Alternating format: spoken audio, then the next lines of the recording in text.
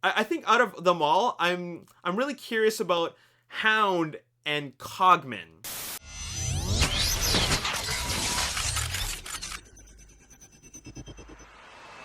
What's up, Ragin Nation? How's it going? This is Alex Yu, and you watch The Road to TF5. This is Webster's. We're talking about Transformers last night. This is episode number 137, and in this episode, we're going to start off with a birthday shout-out. It goes out to Esteban Barco. Happy birthday to you. Hope you have a good one. Thank you for being part of the Ragin Nation. Now, in this episode, it's a pretty big one because we got official news. We got a lot of stuff to talk about because if you've been following Transformers, the movie, as well as Michael Bay on Instagram, Twitter, and Facebook, oh man, I'm sure you guys have seen some pretty awesome stuff.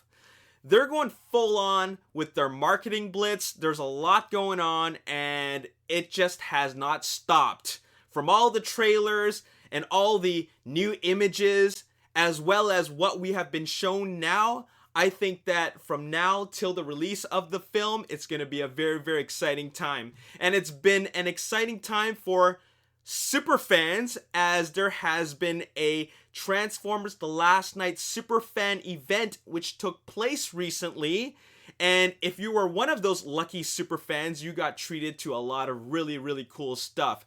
TFW2005.com posted some coverage for this event in the form of a photo gallery of what they saw, and what they got treated to was a hanger with the Transformers Last Night character alt modes. And those specific characters were Crosshairs, Bumblebee, Mohawk, Drift, Barricade, and Optimus Prime. Now, let's check out those characters in their alt modes, and let's just take a closer look at them. So, here's Optimus Prime. It turns out that he doesn't look like that he's made any actual changes to his alt mode. Typically with the sequels, the characters tend to have some changes made to them, but it looks like he stays the same as his Age of Extinction mode. I don't really see any modifications there. Moving on, here is Drift. Obviously, there's a big physical change. He is now a Mercedes that is black and red, and not a Bugatti Veyron that is black and turquoise. And we already know, based on the CG renders, that when he's a robot mode, he's going to look very, very similar to the way he looked like before, except that he's a Mercedes and he's black and red instead of black and turquoise. Now, as for Crosshairs, the only physical difference that we really know is the spoiler. However, I do like what they've done with the hood, and that is they gave it that carbon fiber look to it, and it's got this solid black portion which makes up the hood, which I really like.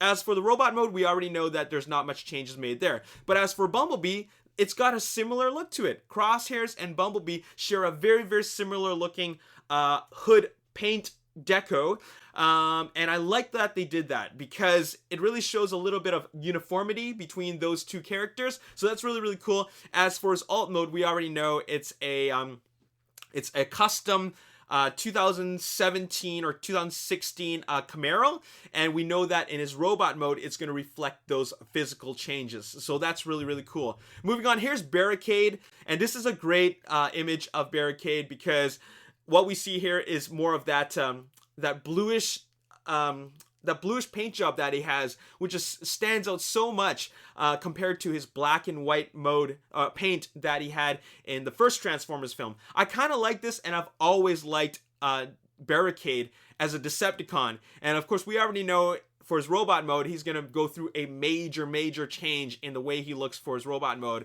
But as for his vehicle mode, besides the paint, there's not a whole lot of other changes except for some like little things here and there. Now here is Mohawk. Yeah, Mohawk. And to be completely honest, actually, if you remember, this is actually not the first time we got our very first look at Mohawk. Do you remember that wrap-up video that Michael Bay posted once Transformers Last Night was done filming? There was a really quick glimpse of Mohawk, and he was parked right beside Hooligan. And once you took a look at that motorcycle, you realize that, wow, this is something very different. I don't know anything about motorcycles except for like whatever I see on the streets, like, you know, when I'm driving around. But this is one hell of very, very unique motorcycle, because just look at it. This is the Confederate 61, I believe, and look at all these metal parts. It looks like something that like a motorcycle hobbyist or fan, like motorcycle lover, loves, and he put it together himself. Like, it feels like it's something that's one of a kind. You know, like I said, I don't know very much about, you know, motorcycles, so I can imagine that this is something that is a very, very unique design. But look at all that metal on him. I cannot wait to see this on the big screen and see what it can actually do. I hope it actually has a unique transformation, and I'm really curious to know what it's going to look like once it transforms into a robot mode. I know we saw that shot where Mohawk is by the telephone pole with the other Decepticons, but that was very, very brief. So I'm really curious to know what he's really actually going to look like. I love those silver parts. It looks really good on him. Okay, so for the Transformers Superfan event, that's not all that the fans got treated to. They also got to see some never before seen behind the scenes first looks, as well as a tour of Paramount Pictures Studios, as well as checking out the Transformers ride at Universal Studios. So that is really, really awesome. And not only that, yesterday, some really, really lucky fans got shown a 24-minute sizzle reel. And that is a pretty big deal. We're talking about 24 minutes of brand new behind the scenes footage, as well as never before seen footage from the film that hasn't been shown in the trailer. And I'm sure they're probably not allowed to discuss what they saw, but they got to see it. Now, as for the rest of us, when can we actually see it? I don't know if it's ever going to be shown online, because I remember when they showed a sizzle reel for Transformers Age of Extinction, it never got shown online, but we at least got to see the descriptions in text form. That's all we got to know about that. Well, the next time that the sizzle reel is being shown is at CinemaCon. CinemaCon is taking place next week from March 27th, Monday, to March 30th, Thursday. And Transformers Last Night, Paramount Pictures, they're going to have their own panel, and I'm pretty sure Michael Bay's going to be there, and he's going to be there to present the sizzle reel, and then, you know, all the audience is going to get blown away by this by what they're going to be shown. Now, when are we going to be able to see that? Well, apparently on April 4th, select IMAX theaters around the world in select cities are going to be treated to that footage, and I don't know how you're going to be able to get invited to watch that, but all I know is that it will be shown on April 4th in select cities with IMAX, in select theaters with IMAX screens, and I hope I can see that. If I don't get to see that, well, that's okay. I've already seen a lot of footage. I really don't need to see that much more, but I do know that more footage is coming. So yeah. So if you weren't already a super fan that already checked out the sizzle reel, then you can at least check it out at CinemaCon. If you can't check it out at CinemaCon, then you can at least check it out as soon as they have that announcement as to when and where they're going to have that big IMAX event for the sizzle reel. So that's a pretty big deal. Anyways, moving on, we got to talk about all that new material that has been posted all over social media, on Facebook and Twitter, on Instagram, from Michael Bay's account, as well as the Transformers live action movie account. It's out there, and what we have now is 8 new character motion posters. And what are motion posters? Well, they're posters that are moving in the form of a short video. And what we see here is posters dedicated to specific characters. Specifically, Optimus Prime, Hound, Sqweeks, Megatron, Hot Rod, Bumblebee, Barricade, and Cogman. So I've already checked them out. They're very, very cool. But what I'm going to do now is I'm going to look at each individual character poster. I'm going to give you a little bit of a commentary on each one. So let's check out Optimus Prime first. So he's walking around, swinging his sword, putting it back on, and then the big thing is the blue eyes to the purple eyes. Obviously, it's representation from going good to evil. Very, very cool. Next, Bumblebee. And I love that. He turns around and he puts his crosses his arms, and it's just like a representation of his character, but it's kind of like a portrait shot. You just go like this, like one of those news anchors. And he's moving on. Here is Sqweeks, and he's waddling along, and he goes like that. And I just thought he was gonna like pull out all those big guns like he does in those images, but he doesn't do that. But like obviously he's animated, and he looks very animated here. So he's gonna obviously be a combination of being a radio controlled practical effect as well as a CG animated effect. So I'm really curious to see how different he's gonna look when he's radio controlled compared to when he's a CG effect. So very, very interesting. Let's check out, who's this? Megatron. He pulls out his battle axe, and he goes on full-on Predator mode. So we've seen Megatron showing his teeth, and now we get to see how his tusks animate into battle mode. So I'm just curious to know, like, does he have a third mode where he becomes a beast? Or is this just his battle mask? It could just be his battle mask, because having a battle mask is obviously a very common thing. Bumblebee has one. Optimus Prime has one. Now Megatron has one. Here is Barricade. Punish. So this is cool. This is our first animation of Barricade, and he's just walking up. It zooms in, and he goes, punish. And I didn't really see anything different there. I mean, like new. I didn't find anything new. So let's move on to Hound.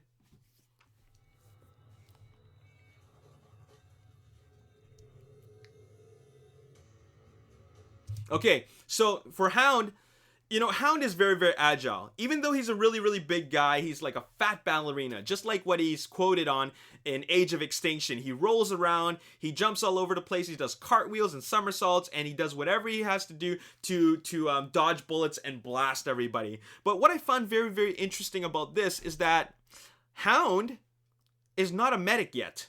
This is the way he looks in Age of Extinction.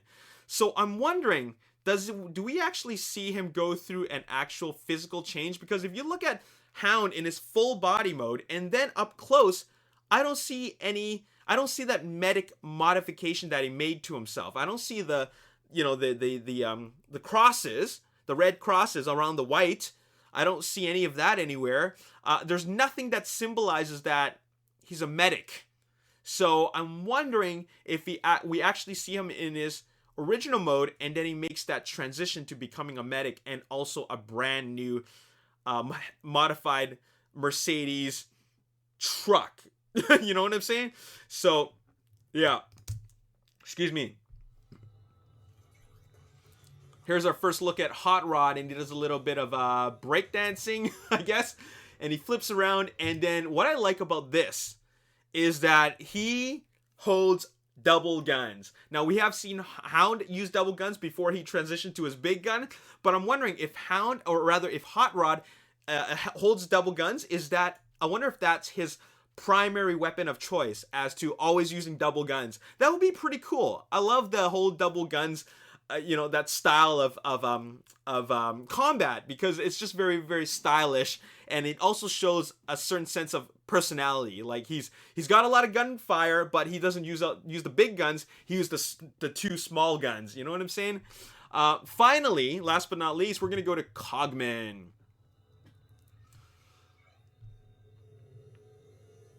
This is interesting. Cogman, very, very neat design. This is definitely the most interesting of them all, because we haven't seen a robot mode or what he looks like until now. And I like the way he does that. Like, he introduces himself in a very elegant way, and it's very, very cool. I think out of them all, I'm really curious about Hound and Cogman, because we don't know very, very much about Cogman. Hound, he kind of transitions from his original mode to a medic, but how do they go about that? Anyways, that's all that was shown. Oh yeah, there's one more thing. I almost forgot. There's a new banner that was posted. If you were on Michael Bay's Facebook page, check this out. There's a brand new banner, which is very, very similar to the original, very first banner that we've seen. for Transformers Last Night that was shown last year, and it's essentially the same thing except Dragonstorm's on the left and Optimus Prime is pointing his sword not at Dragonstorm but at you. So that is pretty cool. I'm not sure which one I like more, but it's still very, very cool. And if you were on the Transformers Last Night mobile app, you may have noticed that they posted an IMAX image, like an animated IMAX poster rather, on their app. It's the latest update, and what it ended up showing is something very, very cool, and that is the I guess an IMAX poster or a teaser of sorts. Every legend hides a secret. Now, a picture is worth 1,000 words. I might not have 1,000 words here, but I'll at least have a couple of words to comment about here. Every legend hides a secret, and that of course refers to the legend of King Arthur, the legend of Excalibur. There's a secret there. There's a bigger story that needs to be told, and that's exactly what it's referring to. Now, there's a lot to be told based on this shield. This whole thing is a shield, and what we see here, let's go from top to bottom. Now, what I believe I see here on the top is, I think that could be a planet, maybe Cybertron.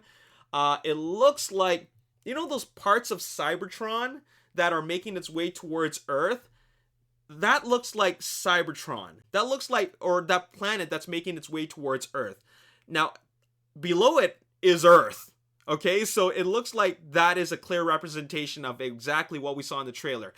The Cybertron making his way towards Earth, and below Earth is Dragonstorm. You can see 3 heads there, and below that you see it looks like is that 2 Optimus Primes and a bunch of knights around them, or is that Optimus Prime and Megatron? I think that's actually 2 Optimus Primes with the sword, and then a bunch of knights surrounding them, which suggests that Optimus Prime is one of those knights. Like, he's the last knight, I suppose. That's just a guess. But what's very, very interesting and kind of silly in a way is that it has Optimus Prime in his last night mode, but the last night mode, in his night mode, his armor night mode, is actually made up of Western Star truck parts. So, how in the world, in like whatever time that King Arthur's Knights of the Round Table in Camelot was, how in the world did they know that or predict that Optimus Prime would end up having Western Star parts? Anyways, it's just an observation. It doesn't necessarily mean they knew that he's going to have Western Star parts, but they did know at least that he's going to have the Armor Knight version, that look on him. So anyways, experience it in IMAX 3D. So anyways, that's all I got to say in this big update. A lot of official news, a lot of official images. What do you guys think about the new robots, Hot Rod, Cogman, and what do you think is going on with Hound? I mean, that's a pretty interesting little thing that I noticed, and I think that, I hope that is covered in the movie. I hope that what we see here in this character poster is a representation that there is some sort of transition when we watch the film, because that's a pretty big deal. I mean, you know, to go from one mode to another, that is something that the writers should have covered. So anyways, that's all I got to say in this episode. I've got a lot to talk about in the next coming episodes, but before we get into the next episode, which you can click on right after this one, if it's even uploaded, I gotta do shout outs for people, Twitter followers that retweeted my last episode. So Twitter shout outs go out to Kevin Fox, Sharky, Saxon, Gage Robinson, also Rapid Rundowns, Thomas Everett, Bernardo Rogers, Wolf Sketch, Indranil, and also Valentin. So thanks so much for retweeting my video. I really appreciate that. I know a lot of you guys retweeted me, but I was just doing some random shoutouts, so it's done randomly. But anyways, I appreciate every single one of you guys who did that. And there you have it. If you follow me on Instagram, you will notice that I've posted an image of the upcoming videos that are coming, the upcoming episodes. It's a little bit of a sneak peek at what's to come. Make sure you follow me on Instagram. There's going to be more sneak peeks, and you get to see what's following afterwards. There's a lot to talk about, so make sure you stay tuned for the next episode. There's just so much I got planned for you guys, and it's all for you guys. You guys are great, loyal followers of the Ragin Nation, and you guys are a great audience. I love your enthusiasm. Keep it up, because it's because of your excitement and enthusiasm, and your loyalty to the Ragin Nation, and that is why I keep on making these videos for you guys. So keep it up. I really appreciate it. Anyways, as always, if you enjoyed this video and you want to see more, make sure you hit that like button, subscribe to the YouTube channel, like me on Facebook, the Ragin Nation. Also follow me on Twitter, Ragin Nation. My name's Alex. Thanks for watching. I'll see you next time. Peace. So that's going to be a pretty interesting release. I'm actually kind of interested in picking this one up just because it is different, and if it is if